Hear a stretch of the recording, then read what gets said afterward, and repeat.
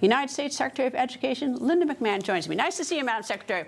Greta, nice to be here. Thanks for having me. Okay, before we get to this issue with Harvard, this is a thing that I've always wondered. Harvard, I looked it up again today, has $53 billion in endowment. What are they getting $2 billion from the federal government to get in the first place? Well, it's a lot more than $2 billion. I can tell you that right now there's about $9 billion that's actually been pledged through grants to Harvard.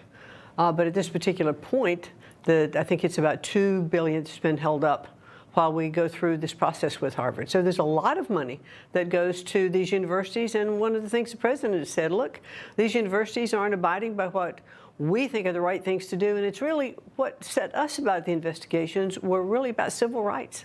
It was anti-Semitism on campus. It was student safety. It wasn't about a lot of the other things, but that was the key. But I'm for research and science. I'd like to cure cancer, although that moonshot that we were promised didn't happen. The moonshot at MD Anderson with former President Biden. But it's a lot of money. It is a lot of money. I mean, what's the rest of the country getting when all this money, $2 billion plus that you say that Harvard's been getting? What do I get out of it? What do people I grew up with in Appleton, Wisconsin get out of that? So let me just put it a little bit in perspective for you. The total amount to a lot of these universities is about $50 to $60 billion in grants today. So a lot of what we do get out of universities is a lot of the research that they do. They do some very critical research. DOD uses them, HHS uses them for a lot of their clinical research, et cetera. So a lot of good work comes out of that research. But your question is valid. Why aren't they funding a lot of the research out of their endowments? And it's one of the questions that the president has asked. Why should taxpayer dollars be going to do that? Well, I'm all in favor of a lot of things that you identify, but are there some sort of, I don't want to say dopey, but some things that perhaps are not so critical to operating our country that these grants are going to? I'm sorry? Are there things that are not so critical? I mean, are things going to, not to criticize letters and science, but are these grants going to non-science? Yeah, a lot of the grants do go to non-science things. That's right. But primarily the grants that we've been looking at for these universities, and the biggest amounts that have been held up have been from HHS, and a lot of that funding is through NIH. Well, see, that concerns me more because I do want research in those areas. All right. Harvard's not going to be hurting any by freezing this, right? No.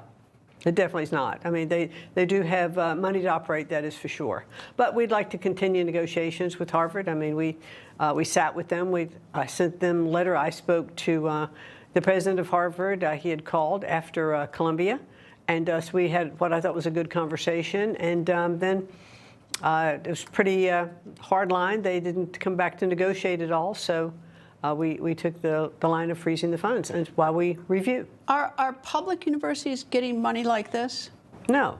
Just, what do you mean, no? I mean, they're not? Where I went to college, they're doing a lot of interesting research, a lot of interesting stuff. The University of Wisconsin, they do a lot of science. I don't mean that they don't get, funding and that sort of thing. And I'm, really looking more right now at the elite universities, because I think they're the ones who, the country looks at the most, and it's elite universities who have just kind of, think about this. When you have the president of one of these elite universities sitting before Congress, and they can't decide whether or not they can condemn genocide.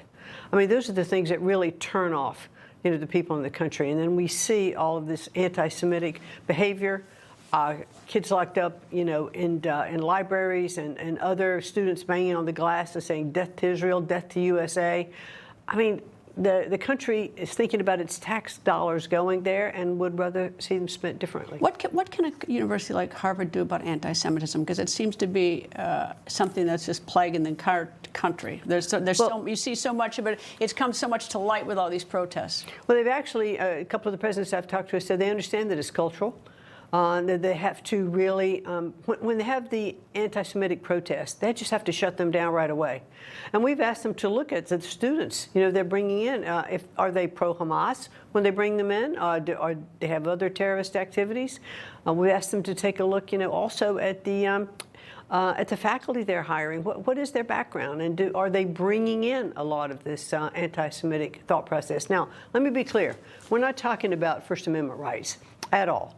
I think that on college campuses, there should be open debate, there should be room for disagreement and all of that.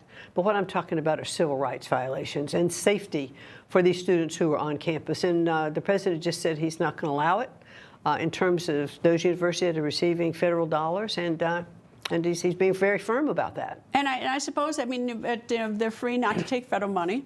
They are. So they can do whatever they want, right? Yes, they can do whatever they want. They just don't take the federal money. That's exactly right. And so those universities that don't receive federal money are not under any of this same kind of scrutiny, unless we were to see that on some of those campuses, I think we might go in and there could be civil rights investigations, but which would be something different. Which would be something different. It wouldn't just be different. sort of a general thing. All right. What about taking away the tax-exempt status of Harvard? Well, the president spoke about that this morning. I think he tweeted, he truthed about that this morning. I was going to safely correct you on that one. Yes, he truthed about that this morning, and he said it should be looked at, for these universities that, are sort of defying what we're asking them to do. That let's let the IRS take a look at that. Are they political? Are they acting more under the guise of political institution than they are an educational institution? So take a look at it.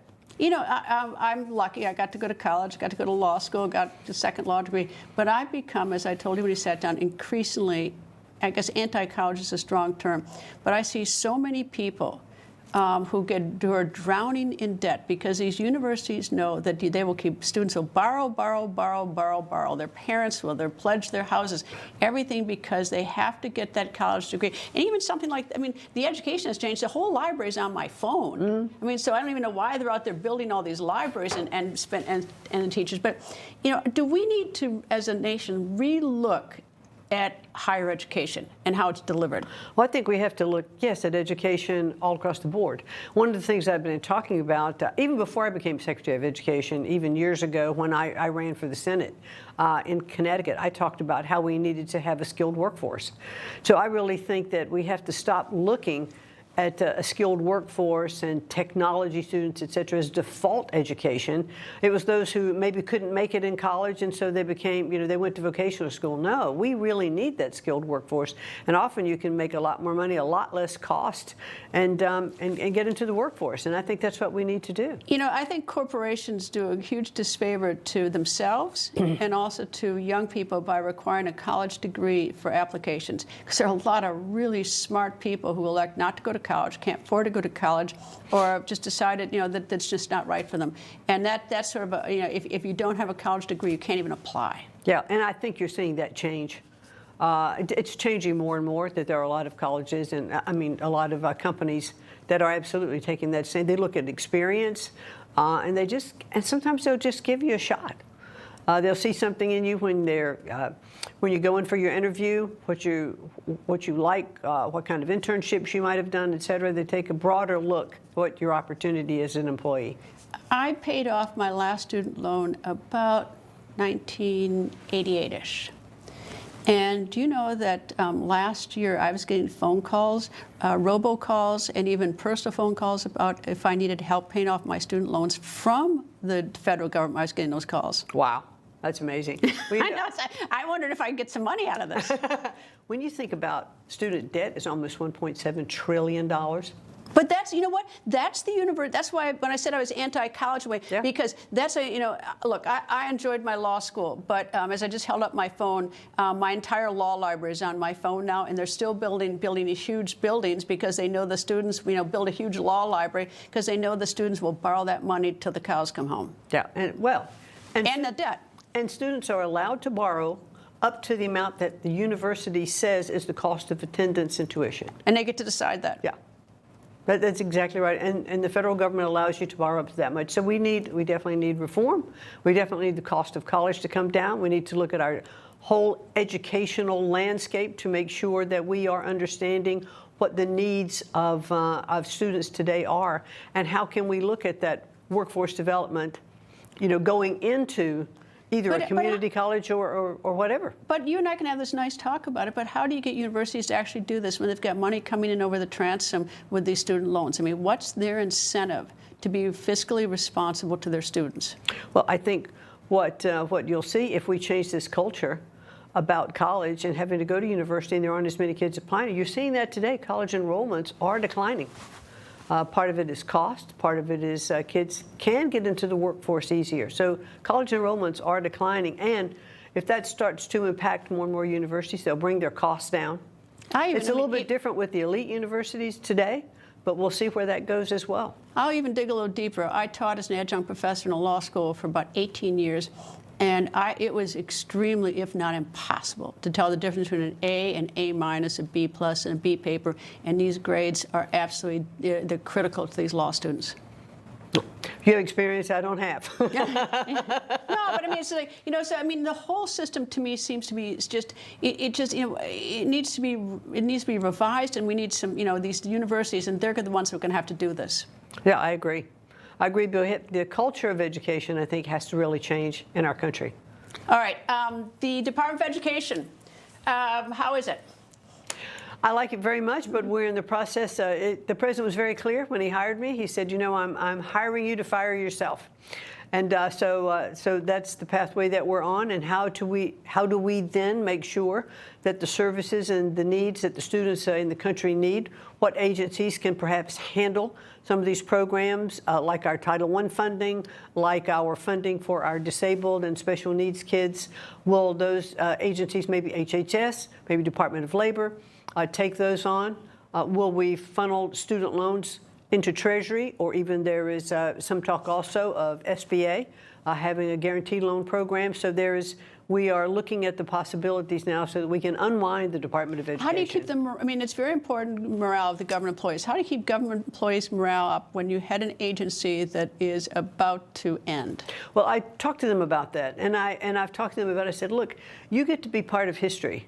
And your legacy can be that, yes, we did wind down the Department of Education, but in that process, we made possible for states to be empowered to do what they need to do with education, to make sure that they have best practices, to make sure that we have provided them with tools that they can really help their students in their states. And I said, so we have to think about the fact that we are empowering our states and leaving that as the legacy of those of you who are here. And many of them know that they have skills that will transfer to other agencies. When I came to school here, when I came to law school here, it was shortly after the Department of Education was enacted. It became 1980. 1980. Okay, you dated me.